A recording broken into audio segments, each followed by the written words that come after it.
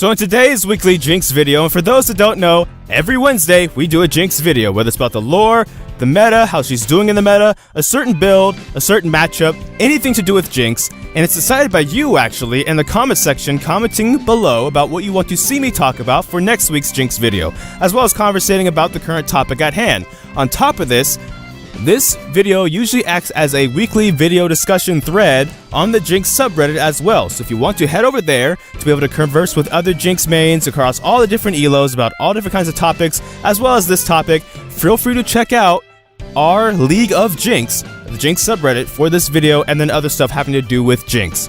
Now, for today's topic, what I'm going to be talking about is positioning, but specifically positioning against other classes of champion, because I think, in my opinion, one of the best ways you can show off how good you are on Jinx or just stay the safest is making sure you not only know how to position, but know how to position against every kind of class of enemy champion you're going to be able to come across in this game. I think that's pretty valuable, that's pretty important.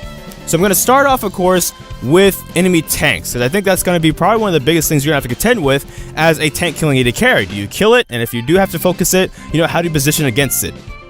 Tanks are probably going to have a lot of CC you're going to have to worry about.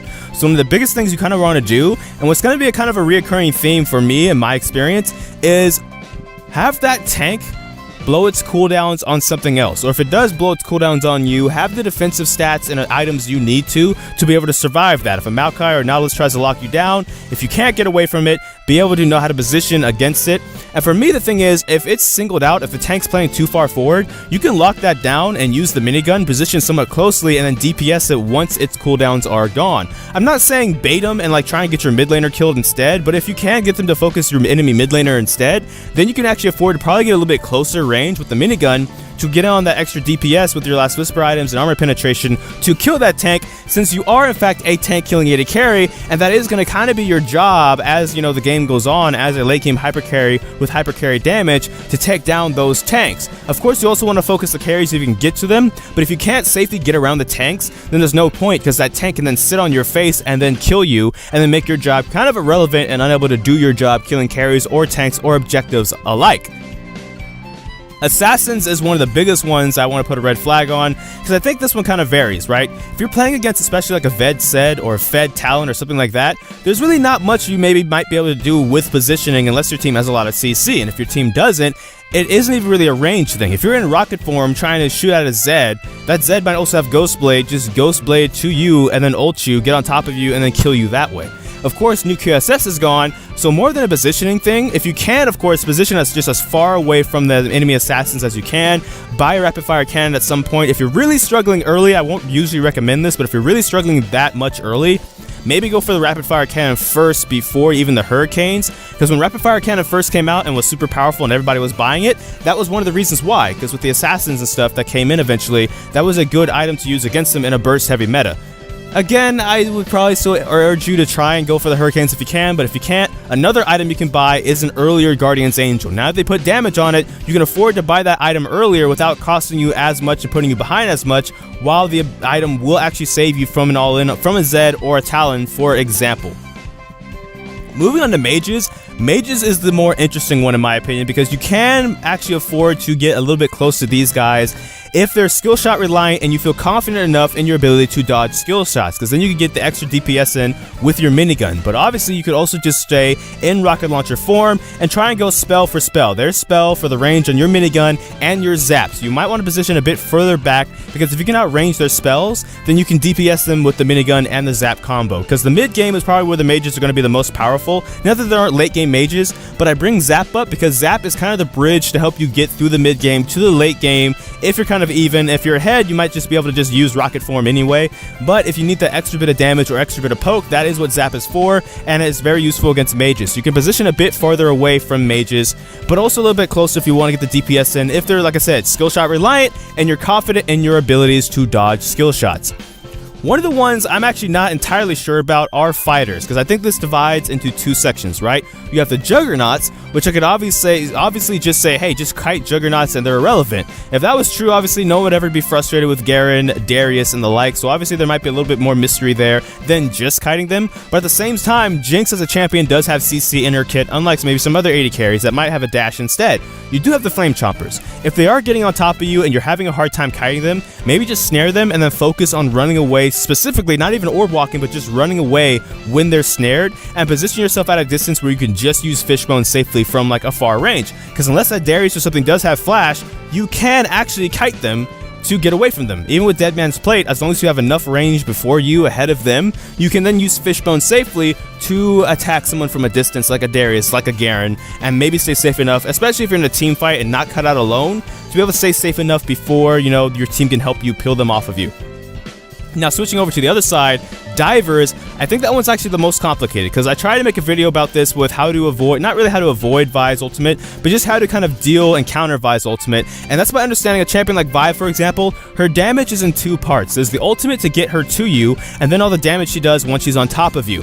You want to CC her after she's ulted you, and hopefully you have flash to then get away, because even though the ult might do damage and the ult might get her on top of you, if you can then deny her the rest of the damage, like her E's and her Vault Breaker and stuff afterwards by snaring her and then getting away from her, or orb walking, or if you're in a team fight, your team turning on her and CCing her to death, then she won't do anything else. She might even take half your life with the ultimate, but she won't take your whole life, and that's the part where you can survive and then do damage. In which case, if it is in the middle of a team fight, it's kind of like Rengar. You might be able to turn on her, snare her, and then DPS her with the minigun. Otherwise, you want to just get away from her and then use, again, Zap and the rockets. It's kind of like mages in that point, to then hit someone like a diver like that down. Again, with Jarvan too, Jarvan, you want your flash more so than anything to get out of that ultimate. Otherwise, you're going to be in a very bad position that you might not really be able to do anything about, even if you have the Flame Chompers. Now, the last kind of major remaining two classes are, of course, other AD carries and supports. I'll start with supports, because I feel like when it comes to the bot lane, if you're in a certain elo and you're not smurfing, you might be in the elo you deserve. And if you're in the elo you deserve, the enemy AD carries are on the same level as you, in which case the difference maker are going to be the supports. The supports are going to be what makes the difference between who wins and loses the lane if you and the enemy AD carry are evenly matched. In which case you need to know how to position to be able to avoid things like hooks, you know, bindings, things like that. And one of the major ways to avoid those is keep asking Riot to clean up those hitboxes, because my goodness, those hitboxes definitely do need some work on them. But obviously that's like the salty easy way out. The actually more, you know, thoughtful way, and the way people actually probably want to hear to get out of those, is try and, I don't want to say bait those abilities, but look at, as those champions, what are they looking for to launch those abilities at you? What are they looking for when they want to hit you with those abilities? Do they want you to be outside of your minion wave? So in other words, can you look at, hey, I'm outside my minion wave, they might be trying to throw that hook and binding, I need to position, pretty much I just need to keep moving more so than anything else. Even if I'm just dancing back and forth, that's the quote-unquote positioning I need to be against those kind of champions, because that's what that's the opening they're gonna look for to try and use those abilities to kill me. Furthermore, are they a kind of champion that they're rushing Moby Boots? If you use your tab option, that they want to, you know, hey, you can hide your minion wave, I'll just go around your minion wave and then, you know, flay you in it and then hook you, or knock you up with a Blitzcrank E and then hook you. In which case, you want to position it at an angle that you can still CS safely, but not be caught in your minion wave thinking that's too much safety. So the moment they start to try and cut you off by closing in on you on your minion wave, you can run back to your tower, or you can just run in a different direction that'll give you some more options to dodge those kind of hook and binding abilities. Last but not least, enemy AD carries. The biggest way you can position against these guys is just knowing what the range is on them. If you're playing Jinx, you outrange things like Sivir and Vayne, you even outrange Zaya's Feathers, so just knowing the kind of the exact ranges and how you can auto-space them is probably one of the best ways you can position against those champions. Now, of course, all of what I'm saying varies depending if you're 1v1ing these champions and if you're in a team fight. If you're in a team fight, you know, if that tank is too far forward, collapse on them, focus them down with the minigun, kill them. Same with mages and enemy marksmen. If they're in a position where you can hit them safely with the minigun, keep dancing, like skirt around the edge of team fights and hit those targets, but also don't put yourself in a position to easily get CC'd down by something that can kill you. Don't focus in tunnel vision on something that will then cost you your life with something else, and don't even try and go 1-for-1 unless that's like the only option, because that's not really worth, in my experience, in ranked. You don't really want to go 1-for-1, 1-for-1 unless you're like going carry for carry at Baron and the enemy team now can't do anything because they have no damage to shove down towers and things like that. that's general advice for positioning. In the comment section down below, we can now discuss more specific details, any questions you might have, because that's all for this video. So thank you so much for watching this video this far. If you did, feel free to like, comment, and subscribe. Specifically comment so we can talk about the topic for next week's Jinx video, as well as more in-depth talk about the topic of this week's Jinx video. But that's all for this video once again. I don't know which video will be next, because life can be quite a mess. So until next time, take care from the Fire Godai FS. Thank you for watching.